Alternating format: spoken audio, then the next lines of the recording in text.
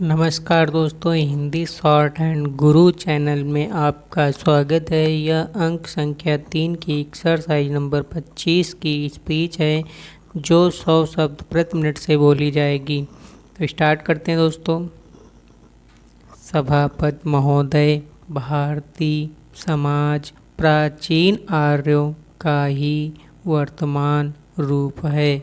वैदिक काल के साहित्य पर जब हम दृष्टि डालते हैं तो भारतीय नारी को यहाँ खड़ा हुआ पाते हैं, जहाँ संसार के इतिहास में कहीं पर भी नारी को स्थान नहीं मिला।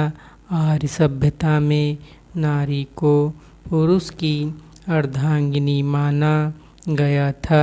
पुरुष नारी के बिना उसी प्रकार व्यर्थ है जिस प्रकार एक व्यक्ति अपना आधा अंग नष्ट हो जाने पर होता है।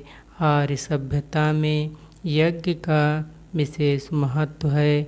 यज्ञ में यदि पुरुषों के साथ स्त्री न बैठे तो यज्ञ पूर्ण नहीं हो सकता।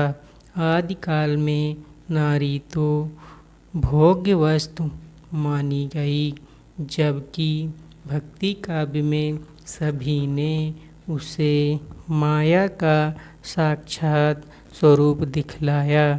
और आधुनिक काल की नारी अब हमारे सामने है। संस्कृत साहित्य में नारी के संदर्भ में अलग अलग धारणा रही है। स्त्री ही ऐसी शक्ति है जो धार्मिक भावनाओं का प्रसार करके बालकों का नैतिक आचरण सुधारती है और अशांत वातावरण में शांति के बीज अंकुरित करती है। वह दया की देवी होती है। क्षमाशीलता उसका धर्म होता है। वह सहिष्णु, उदार और सहकारी होती है। संसार में नैतिकता का उत्थान और पतन स्त्री के कारण ही हुआ करता है।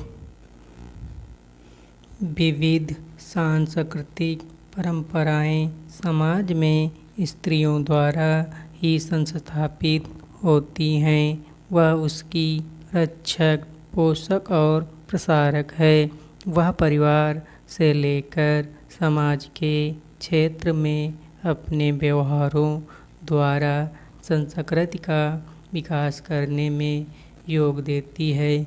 वस्त्र विन्यास, रहन सहन, धार्मिक प्रथाएं, रीति रिवाज, मान्यताएं, मातृभाषा विकास, पारिवारिक शिक्षा द्वारा सामाजिकरण के आदर्श प्रस्तुत करके पुरुष वर्ग का वही मार्गदर्शन करती है।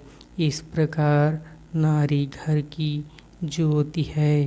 प्रजापति ने प्रज्योतिपति के लिए नारी को बनाया है।